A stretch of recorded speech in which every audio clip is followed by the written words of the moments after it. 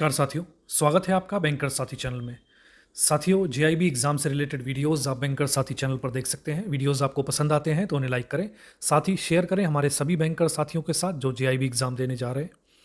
इस वीडियो में डिस्कस करेंगे जेआईबी के पेपर 1 की यूनिट 43 जिसका नाम है role of direct selling agent, direct marketing agent in a bank.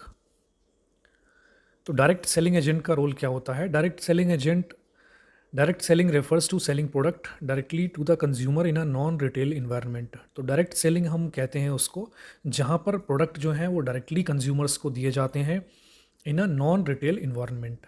Non retail environment में बीच में ज़्यादा उसमें चेंज नहीं होती हैं, इंटरमीडिएटरीज ज़्यादा नहीं होती है। Sales occur at home, work, online और other non store locations. The sales person demonstrate the product and take order. तो सेल जो होती है होम, घर पे हो सकती है, वर्क प्लेस पे हो सकती है, ऑनलाइन हो सकती है या फिर नॉन स्टोर लोकेशंस पर।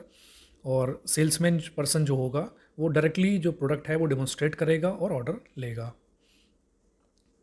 डायरेक्ट मार्केटिंग क्या होती है? Direct marketing is an advertising strategy that relies on the individual contribution distribution of a sale pitch to a potential customer. तो जब भी डायरेक्ट जो सेल पिच की जाती है, डायरेक्टली प्रोडक्ट के बारे में कस्टमर को बताया जाता है, तो ये जो एडवर्टाइजिंग स्ट्रेटजी होती है जहाँ पर individually one two one contact करके और प्रोडक्ट के बारे में बताया जाता है, उसी को हम डायरेक्ट मार्केटिंग कहते हैं। Mail, email, texting are among the delivery systems used. इसमें मेल के द्वारा, चिट्ठी पत्री भेजने के द्वारा या फिर ईमेल मैसेज के द्वारा, टेक्सटिंग के द्वारा, तो इसमें डिलीवरी सिस्टम यूज़ किए जाते हैं। It is called direct marketing because it generally eliminates the middle man such as advertising media. Direct marketing हम इसको इसलिए कहते हैं क्योंकि इसमें जो मिडिल मैन एडवर्टाइजिंग एजेंसीज़ हैं, जो बाकी जैसे टीवी हो गया या टीवी के थ्रू एडवर्टीज़मेंट करना या फिर सोशल मीडिया पर कोई ऐड देना या फिर इस तरह की जो चीज़ें हैं, न्यूज़पेपर में कोई ऐड निकालना, तो वो सारी चीज़ें यहाँ पर ख़त्म हो जाती हैं। बेनिफिट्स ऑफ डायरेक्ट मार्केटिंग के बेनिफिट क्या क्या होते हैं? It saves times and introduces customer to the various range of product. It is convenient, easy, hassle free for the customer. Time बचाता है और कस्टमर को डायरेक्टली जो है कई सारी वेरियस रेंज ऑफ प्रोडक्ट जो हैं वो इंट्रोड्यूस करा सकते हैं। आसान होता है, कन्वीनियंट होता है और हैसल फ्री होता है कस्टमर के लिए। वेरियस प्रोडक्ट आर अवेलेबल है कस्टमर डिपोजिशन। तो कई सारे प्रोडक्ट अवेलेबल होते हैं कस्टमर्स को दिखाने के लिए। It opens various delivery channel to the customer. Bank can offer a real time customized and personalized marketing. तो बैंक जो है रियल टाइम और कस्टमाइज्ड पर्सनल मार्केटिंग इसमें ऑफर कर सकते हैं। डिलीवरी चैनल्स कई सारे इसमें हो सकते हैं। It reduces operational cost, saves man hours and man power in bank. It enables the bank to cater the need of individual, both the commoner and the tax savvy. तो operational cost इससे कम होती है direct marketing से, और man power की कम ज़रूरत पड़ती है। और बैंक जो है अलग अलग कस्टमर्स की नीड पूरी कर सकते हैं, चाहे तो वो एक कॉमन पर्सन हो या फिर कोई ज़्यादा पढ़ा लिखा, हाईली मतलब टेक्निकल पर्सन हो, टैक्स सेवी हो, उसकी भी जो ज़रूरतें हैं उनको पूरा कर सकते हैं। It enables the banker to use his available time for doing marketing job. तो बैंकर जो है उसके पास जो भी अवेलेबल टाइम होगा उसमें वो मार्केटिंग जॉब कर सकता है। It enables deployment of available man power for other job. और जो बाकी मैन पावर बचेगी वो फिर और कामों में लगाई जा सकती है। Banker as a direct selling agent, DSA, direct marketing agent and his job role. तो कोई बैंकर अगर एक्ट करता है, चाहे वो डायरेक्ट सेलिंग एजेंट की तरह या डायरेक्ट मार्केटिंग एजेंट की तरह, तो उसका क्या जॉब रोल वहाँ पर होता है। और bank DSA oblique DMA is the branch manager, officer, marketing manager, front line people, sub staff who offer various services. अब बैंक के केस में क्या होता है, जो भी ब्रांच मैनेजर है या ऑफिसर है या कोई मार्केटिंग मैनेजर है, फ्रंट लाइन पीपल हैं जो क्लरिकल स्टाफ जो सामने बैठा है जिससे लोग आके सीधे कांटेक्ट करते हैं, या फिर सब स्टाफ, तो ये सभी जो हैं वो डायरेक्ट सेलिंग एजेंट या डायरेक्ट मार्केटिंग एजेंट की तरह एक्ट कर सकते हैं, क्योंकि ये डायरेक्टली पीपल से इंटरेक्ट कर रहे हैं, लोगों से इंटरेक्ट कर रहे हैं और उनको सर्विसेज ऑफर कर रहे हैं। The role of DMA or DSA is to collect the information about the customer with all the details and create a database, create awareness among the customers. तो इनका रोल जो होता है, चाहे वो डायरेक्ट सेलिंग एजेंट या direct marketing agent जो है वो क्या करते हैं, इन्फॉर्मेशन कलेक्ट करते हैं कस्टमर की, और सारी डिटेल्स उसमें होती हैं। एक डेटाबेस तैयार किया जाता है, उसके बाद में कस्टमर्स जो हैं उनके बीच में अवेयरनेस बढ़ाते हैं। अब जो डायरेक्ट सेलिंग एजेंट या डायरेक्ट मार्केटिंग एजेंट हैं, उनके कुछ कोड ऑफ कंडक्ट होते हैं कि उन्हें किस तरह से एक्ट करना है। पहला है कि अगर टेलीकॉलिंग अगर की जा रही है, यानी कि फ़ोन किया जा रहा है किसी प्रोस्पेक्टिव कस्टमर को, तो वहाँ पर क्या क्या कोड ऑफ कंडक्ट हैं वो हम देखते हैं। A prospect is to be contacted for sourcing a bank product or bank related product only under the following circumstances. तो किसी भी पर्सन को तभी कॉल करना है, प्रोस्पेक्ट कस्टमर को तभी कॉल करना है जब ये सर्कमस्टांसेस हों, when prospect has expressed a desire to acquire a product through the bank's internet site, call center, branch, or has been referred to by another customer, or is an existing customer of the bank who has given consent for accepting call on other product of the bank। तो किसी भी person को, किसी prospect customer को, potential customer को तभी हम call करेंगे, तभी डीएमए या डीएस से कॉल करेंगे जब या तो उसने उस प्रोडक्ट में, किसी प्रोडक्ट में, पर्टिकुलर प्रोडक्ट में इंटरेस्ट दिखाया हो, बैंक की जो साइट है, इंटरनेट जो वेबसाइट है, वहाँ पर जाकर किसी प्रोडक्ट पे उसने इंटरेस्ट शो किया हो अपना, तब हम उसको कॉल कर सकते हैं। या कॉल सेंटर के थ्रू कोई क्वेरी की हो उस प्रोडक्ट के बारे में, ब्रांच में कोई क्वेरी की हो, ब्रांच में पूछताछ की हो उस प्रोडक्ट के बारे में, या फिर किसी दूसरे कस्टमर ने उस का नंबर दिया हो, उसको रेफ़र किया हो कि उसको आप कॉल कीजिए, वो इस प्रोडक्ट में इंटरेस्टेड है। तो अगर इस तरह से अगर रहता है तभी हम उसको कॉल करके बताएंगे। When the prospect's name, telephone number, address is available and has been taken from one of the list or database approved by DSA manager or team leader after taking his or her consent. तो हम तभी, जो bank का जो DSA या DMA जो होगा वो तभी कॉल करेगा जब जो प्रोस्पेक्ट जो है, जो पोटेंशियल कस्टमर है जिसको फ़ोन किया जाना है, उसके नाम, टेलीफोन नंबर और एड्रेस वगैरह सारा अवेलेबल है, और एक ऑथेंटिक जगह से, ऑथेंटिक जो डेटाबेस है, लिस्ट है, जिसको अप्रूव किया गया है डीएसए मैनेजर या टीम लीडर के द्वारा, उस लिस्ट से, उस डेटाबेस से इनकी डिटेल्स ली गई हैं। और किससे अप्रूवल लिया गया है, किससे, टीम लीडर से, तभी उनको, उस पोटेंशियल कस्टमर को कॉल किया जाएगा। Leaving message and contacting person other than the prospect. तो कई बार ऐसा होता है कि अगर पर्सन ने कॉल की है, डीएसए या डीएमए ने कॉल की है, और वहाँ पर जो पोटेंशियल कस्टमर है जिससे उन्हें बात करना है वो अवेलेबल नहीं है कॉल पर, तो फिर उस केस में मैसेज भी दिया जा सकता है। लेकिन उस मैसेज में क्या होगा, क्या उसका फॉर्मेट होगा? Call must first be place to the prospect. In the event the prospect is not available, a message can be left for him or हर।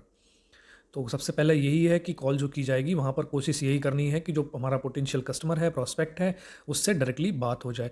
नहीं हो पाती है, उस केस में मैसेज ड्रॉप किया जा सकता है उसके लिए।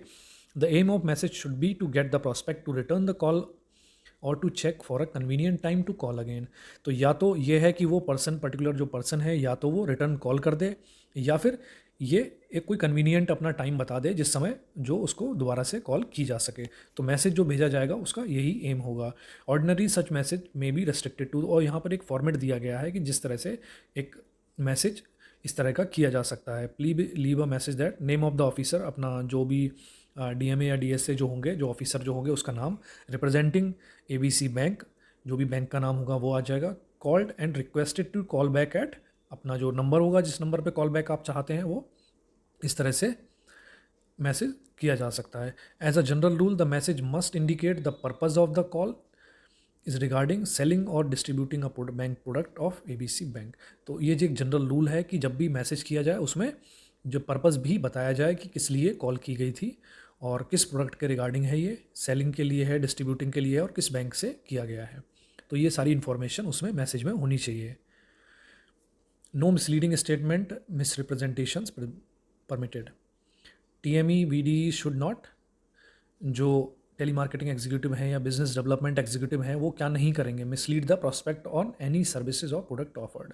तो किसी भी तरह से जो प्रोस्पेक्ट कस्टमर है, पोटेंशियल कस्टमर है, उसको मिसलीड नहीं करेंगे, मिसगाइड नहीं करेंगे किसी प्रोडक्ट के रिगार्डिंग या सर्विस के regarding. Mislead the prospect about their business और ऑर्गेनाइजेशन नेम और फॉल्सली रिप्रेजेंट देमसेल्फ। ना ही अपने बिजनेस की या ऑर्गेनाइजेशन के नाम गलत बताएंगे या फिर अपने आप को गलत तरह से रिप्रेजेंट करेंगे, तो ऐसा कुछ नहीं करेंगे। Make any false unauthorized commitment on behalf of bank or any facility or services.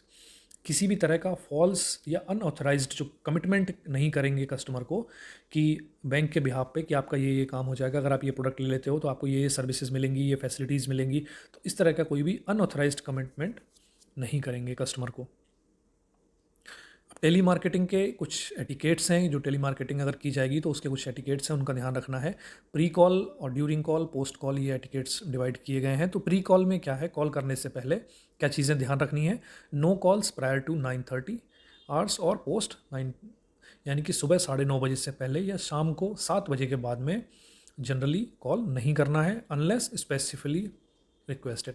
अगर स्पेसिफिकली कस्टमर ने रिक्वेस्ट किया है कि आप इस टाइम के बाद ही मुझे कॉल कीजिए, 7 बजे के बाद कीजिए, तब बात अलग है। अदरवाइज़ एक जनरल रूल यही है कि सुबह 9:30 के बाद और शाम को 7 बजे तक के बीच में ही कॉल करनी है। नो सीरियल डायलिंग, यानी कि ऐसा नहीं है कि एक बार अगर कोई कस्टमर पिक नहीं करता, 2 बार 3 बार लगातार आप कॉल करिए जा रहे हैं, ऐसा नहीं करना है। No calling on list unless it is cleared by team leader. और कोई भी लिस्ट अगर इस तरह की है तो उस पर कॉल तभी करना है जब वो उस टीम लीडर के द्वारा या जो ऑथराइज जो बॉस हैं उनके द्वारा उसको अप्रूव किया जाता है कि इन नंबर्स पे कॉल की जाए। अब ड्यूरिंग कॉल, एक बार जब कॉल डिसाइड कर लिया कि किसे कॉल करना है, तो ड्यूरिंग कॉल क्या एटिकेट्स होने चाहिए। Identify yourself, your company and your principal. तो अपने आप को, अपनी कंपनी को पूरी तरह से रिप्रेजेंट करो और किस लिए कॉल की है। रिक्वेस्ट परमिशन टू प्रोसीड, और परमिशन मांगो उस पर्सन से जिसको कॉल किया, प्रोस्पेक्ट कस्टमर से, कि आगे की बात अपनी रखने के लिए। और अगर अगर जो सेकंड पर्सन, जो पर्सन है, कस्टमर है, प्रोस्पेक्ट कस्टमर है, अगर वो मना कर देता है कि नहीं मुझे इस बारे में नहीं सुनना है, तो फिर काइंडली उसमें फिर यही है कि पोलाइटली आप उसको क्या करेंगे, अपोलोजाइज़ करेंगे और पोलाइटली डिस्कनेक्ट कर देंगे। ठीक है, आपको नहीं करनी है तो I am sorry to bother you, और कह के पोलाइटली उसको कॉल को डिस्कनेक्ट कर सकते हैं। State reason for your call, और अगर अलाउ कर देता है तो फिर क्या करना है, तो फिर अपनी जो कॉल किया है उसके रीज़न बताना है किस लिए किया है।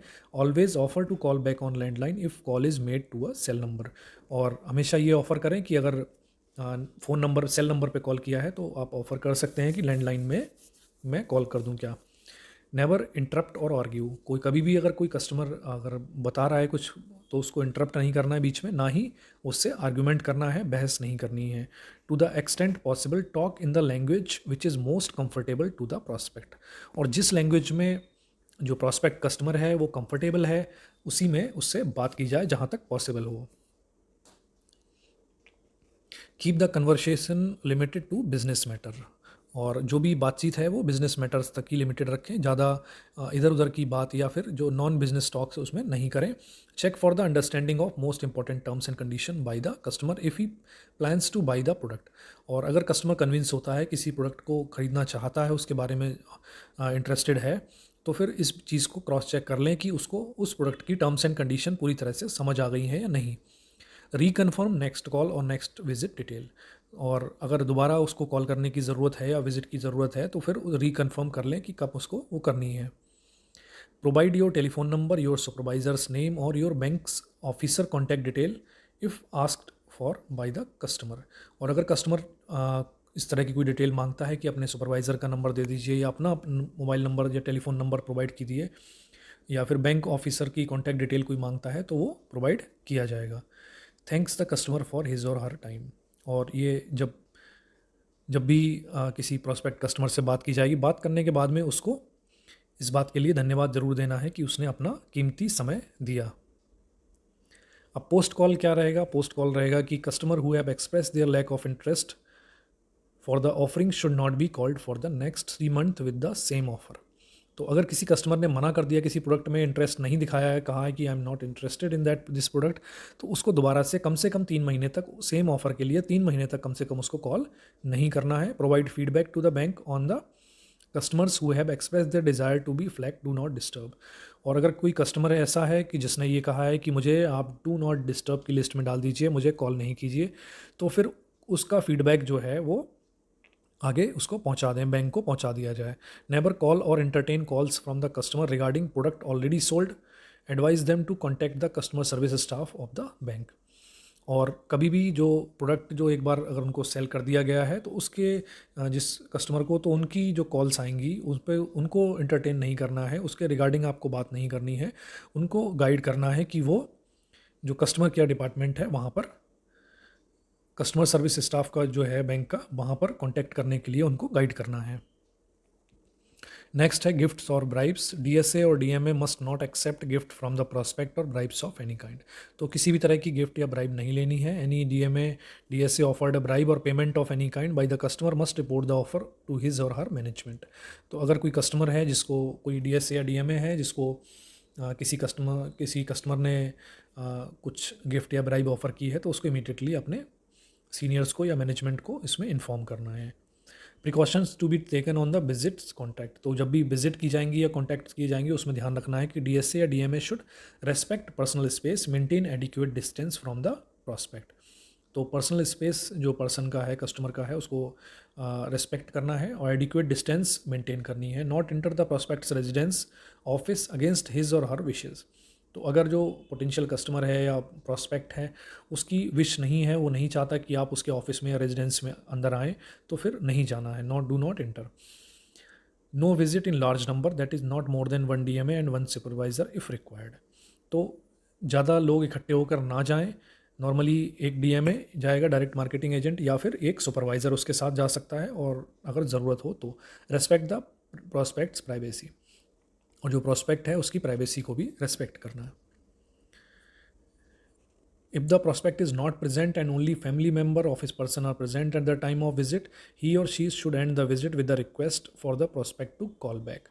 तो अगर कोई डीएसए या डीएमए अगर विजिट करने जाते हैं और वहाँ पर अगर जो प्रॉस्पेक्ट है वो अवेलेबल नहीं है, फैमिली मेम्बर्स अवेलेबल हैं और बाकी ऑफिस के पर्सन अवेलेबल हैं, तो वहाँ पर जो विजिट है उसको एंड कर देना है, और बस इतना ही मैसेज एक देना है कि वो प्रॉस्पेक्ट को रिक्वेस्ट कर सकते हैं कि वो उन्हें कॉल बैक करें। Provide his or her number, supervisor's name by the or the concern bank officer correct detail if asked for by the customer. तो कस्टमर अगर मांगता है तो सुपरवाइज़र का नंबर या फिर कंसर्न बैंक ऑफिसर का कॉन्टैक्ट डिटेल दी जा सकती हैं। Limit discussion with the prospect to the business, maintain a professional distance. तो वही है कि यहाँ पर भी जो प्रोस्पेक्ट हैं उनसे बिजनेस के बारे में ही बात करें। लिमिट जो डिस्कशन है वो उतने तक ही लिमिटेड रहना चाहिए, और प्रोफेशनल एक डिस्टेंस जो है वो मेंटेन करनी है। Other important aspects appearance and dress code. तो डीएसए या डीएमए जो भी जाएंगे वो अप्रोप्रिएटली ड्रेस्ड होनी चाहिए, और मैन के लिए है कि well iron trouser, well iron shirt और फुल स्लीव्स होनी चाहिए। तो ये नॉर्मली जो है वो मेंस के लिए है, मैन के लिए है। और वुमेन के लिए है कि well iron formal attire, sari suit वगैरह, ग्रूम्ड अपीयरेंस, और jeans T shirt open sandals are not considered appropriate. तो इनको अप्रोप्रिएट कंसिडर नहीं किया जाता है। Handling of letter and other communication, any communication sent to the prospect should be only in mode and format approved by the bank। तो कोई भी letter या कम्युनिकेशन जो भेजा जाएगा प्रॉस्पेक्ट कस्टमर को, वो एक प्रॉपर फॉर्मेट में होना चाहिए और इस मोड में भेजना जाना चाहिए जो कि अप्रूव किया गया हो बैंक के द्वारा। Channels of delivery in a bank, the channels of through which a bank offers its services are. तो बैंक जो हैं कई सारे डिलीवरी चैनल्स हैं बैंक के जहाँ से बैंक अपनी सर्विसेज ऑफ़र करते हैं, और वो एटीएम काउंटर हो सकते हैं, नेट बैंकिंग के थ्रू बैंक सर्विस ऑफ़र करते हैं, फ़ोन बैंकिंग, मोबाइल बैंकिंग, और सिंगल विंडो सिस्टम हो सकता है, online trading account, cash management services, CMS, linking banking and insurance related product. तो ये सब हैं पॉश मशीन्स। तो इन सभी के थ्रू बैंक जो है अपनी सर्विसेज ऑफ़र करते हैं। Outsourcing of marketing activities. कई बार क्या होता है, बैंक जो है वो अपनी मार्केटिंग एक्टिविटीज़ को आउटसोर्स कर देते हैं। तो वहाँ पर कई चीज़ों का ध्यान रखना है। When bank outsource the marketing operations, they have to be extremely careful that appointment of such service provider does not compromise with the quality of customer service and bank's ability to manage credit, liquidity and operational risk. तो जब भी जो person है, जब भी जो bank है वो आउटसोर्स करता है अपनी मार्केटिंग ऑपरेशंस को, तो वहाँ पर उनको एक्सट्रीमली केयरफुल रहना पड़ेगा कि जो सर्विस प्रोवाइडर है जिसको वो आउटसोर्स कर रहे हैं वो किसी तरह का कंप्रोमाइज़ ना करे क्वालिटी ऑफ कस्टमर सर्विस के साथ। जो कस्टमर सर्विस वो प्रोवाइड कर रहे हैं उसमें किसी तरह का कंप्रोमाइज़ ना हो, सब स्टैंडर्ड सर्विस जो है कस्टमर को ना दी जाए। और bank's ability to manage credit, liquidity और ऑपरेशनल रिस्क। तो बैंक जिस तरह से क्रेडिट रिस्क, लिक्विडिटी रिस्क और ऑपरेशनल रिस्क जो है वो मैनेज करता है, तो वो उसी तरह रहना चाहिए, उसमें भी किसी तरह का कंप्रोमाइज़ ना हो। Bank should ensure that DSA DMA do not transfer और misuse any customer information.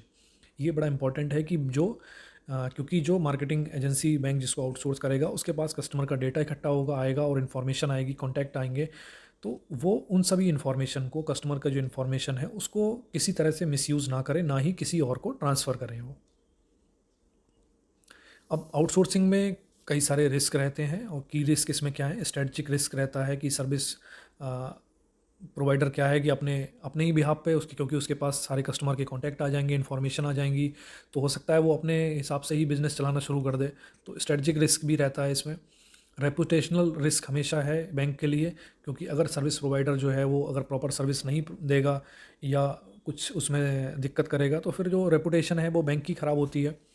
Compliance risk रहेगा, क्योंकि जो भी रूल्स एंड रेगुलेशंस उस समय चल रहे हैं वहाँ पर, तो अगर उनको कंप्लाई अगर वो एजेंसी नहीं करती है तो कॉम्प्लाइंस रिस्क रहेगा। ऑपरेशनल रिस्क भी रहेंगे वहाँ पर, क्योंकि हो सकता है उनका इंफ्रास्ट्रक्चर या टेक्नोलॉजी जो वो यूज़ कर रहे हैं, गैजेट जो पीसीज वगैरह जो यूज़ कर रहे हैं वहाँ पर, आईटी सिस्टम जो यूज़ कर रहे हैं वो उतने सोफेस्टिकेटेड नहीं है, अप टू द मार्क नहीं है, तो वहाँ पर भी ऑपरेशनल रिस्क रह सकता है, उसमें दिक्कत हो सकती है, या फ्रॉड कोई हो जाता है, या एरर्स, गलतियाँ वो करते हैं, मैन पावर जो है उनकी वो गलतियाँ कोई करते हैं, तो वहाँ भी ऑपरेशनल रिस्क भी बैंक के लिए रहेगा। लीगल रिस्क भी रहता है, क्योंकि जो भी लॉ ऑफ लैंड है वहाँ पर जो भी कंसर्न लीगल जो रिक्वायरमेंट्स हैं, अगर उनको पूरा नहीं करती है वो फर्म, आउटसोर्सिंग जो कर की इसको किया है, तो वहाँ पे लीगल रिस्क भी बैंक के लिए आ जाता है। और एग्जिट स्ट्रेटजी रिस्क भी है, कि अगर एक ही जो फर्म है उस पर ज़्यादा रिलाई अगर बैंक करने लगता है, तो फिर ये भी है कि उसको किस तरह से हटाया जाए, अगर कभी हटाने की ज़रूरत पड़ी, तो एग्जिट स्ट्रेटजी रिस्क भी यहाँ पर होता है। अब ड्यू डिलिजेंस की बात करते हैं, तो जब भी बैंक किसी को, सर्विस प्रोवाइडर को सेलेक्ट करेगा कि इसको हम आउटसोर्स करेंगे अपनी मार्केटिंग एक्टिविटीज़, तो वहाँ पर ड्यू डिलिजेंस काफ़ी ज़रूरी हो जाता है। Bank should do due diligence before entering into the contract with the service provider. Past experience and competence, तो क्या क्या चीज़ें हमें ड्यू डिलिजेंस में बैंक को देखनी है, वहाँ है पास्ट एक्सपीरियंस एंड कॉम्पिटेंस कितना है, फाइनेंशियल साउंडनेस कैसी है, कितने उसके पास अपने नेट मीन्स कितने हैं, अगर कोई लॉस वगैरह हो जाता है तो क्या उसको वो सर्वाइव कर पाएगा, बियर कर पाएगा, बिजनेस रेपुटेशन और कल्चर कैसा है उस ऑर्गेनाइजेशन का, सिक्योरिटी एंड इंटरनल कंट्रोल कैसे हैं उसमें, ensuring due diligence of the employee by the service provider, तो जो एम्प्लॉई उनके यहाँ काम कर रहे हैं उनका ड्यू डिलिजेंस जब वो नौकरी पर रखती है, तो किस तरह से उनके बारे में छानबीन करती है, उनकी ड्यू डिलिजेंस किस तरह से की जाती है। तो ये सारी चीज़ें हैं जो बैंक है उनको देखना है किसी भी एजेंसी को, थर्ड पार्टी एजेंसी को, जब भी मार्केटिंग एक्टिविटीज़ दी जाती हैं। तो साथियों, इस वीडियो में इतना ही था। आई होप कि वीडियो आपको पसंद आया होगा, और वीडियो अगर आपको पसंद आया तो इसको लाइक करें, इसको शेयर करें हमारे सभी बैंकर साथियों के साथ जो जीआईबी एग्ज़ाम देने जा रहे हैं। साथ ही चैनल को सब्सक्राइब करें और बेल आइकन प्रेस करें, ताकि आने वाली वीडियोज़ की नोटिफिकेशन भी आपको मिलती रहे। तो मिलते हैं साथियों नेक्स्ट वीडियो में। Thank you.